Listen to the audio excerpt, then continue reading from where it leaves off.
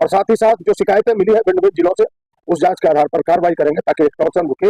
और हमने यह भी प्रश्न रखा कि भाई इसके लिए सरकार कोई वैकल्पिक नीति बनाए ताकि यहाँ के नौजवानों का एक्सटॉर्शन न हो, वाय एजेंसियों के द्वारा एक्सटॉर्शन न हो। सरकार ने कहा कि उस पर भी आगे हम विचार कर रहे हैं। और आगे ओबीसी के आरक्षण का मामला है, राज्य सरकार ने कहा कि 2022 में ही 11 नवंबर 2022 को हमने महामहिम राष्ट्रपति के पास विधानमंडल से ओबीसी का 27%, एसटी का 28% और दलित का 12% आरक्षण, कुल 77% 10 ईडब्ल्यूएस का अनुशंसा महामहिम राष्ट्रपति को भेजा है।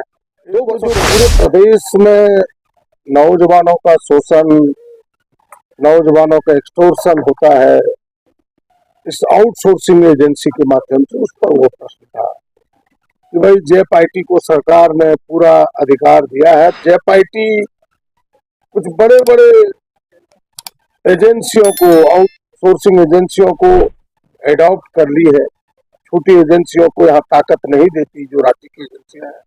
और बड़ी एजेंसियां मनमानी तरीके से एक तो नौजवानों की भर्ती में भी पैसा लेता है और भर्ती के बाद जो उनके मानदेय है उसमें भी कटौती करता है।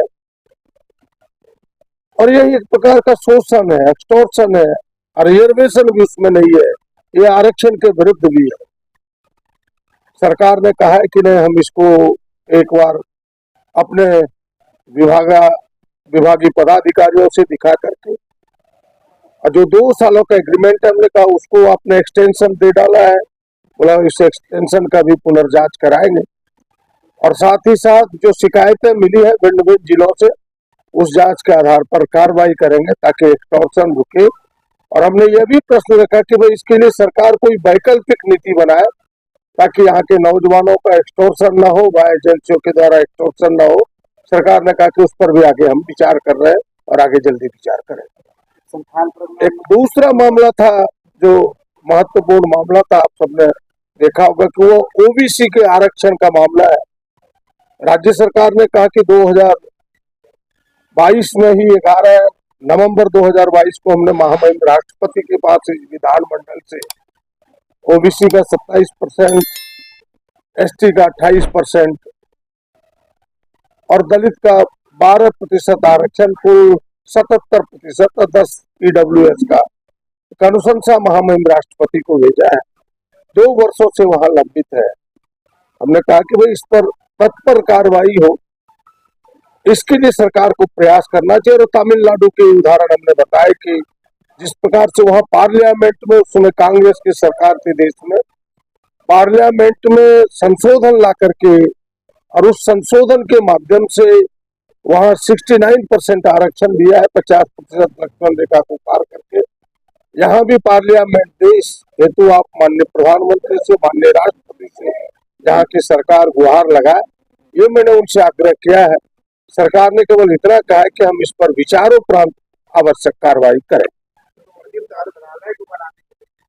दूसरा हमने उसमें दो और पार्ट थे उसके कि भाई जो 93 संशोधन है वो ये है कि भाई 2005 में जब मनमोहन जी की सरकार थी तो देश में एक संशोधन आया संविधान में, और वो संविधान 93 संशोधन के नाम से जाना गया कि भाई हायर एजुकेशन, खास करके व्यावसायिक संस्थानों में ओबीसी को, एसटी को, एससी को नामांकन में आरक्षण मिलेगा। उन्होंने कहा कि यहाँ प्रभावी ढंग से लागू, अगर कुछ कमी है तो उसको हम आंतरिक रूप से दिखवा करके प्रभावी करने का प्रयास करेंगे।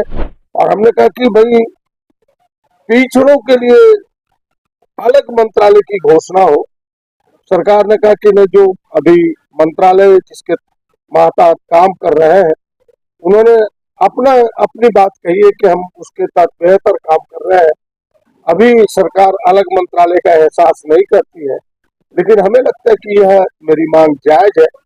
आगे भी विभिन्न फोरम पर इस मांग को रखेंगे और कांग्रेस पार्टी इस मांग को लेकर के आगे बढ़े।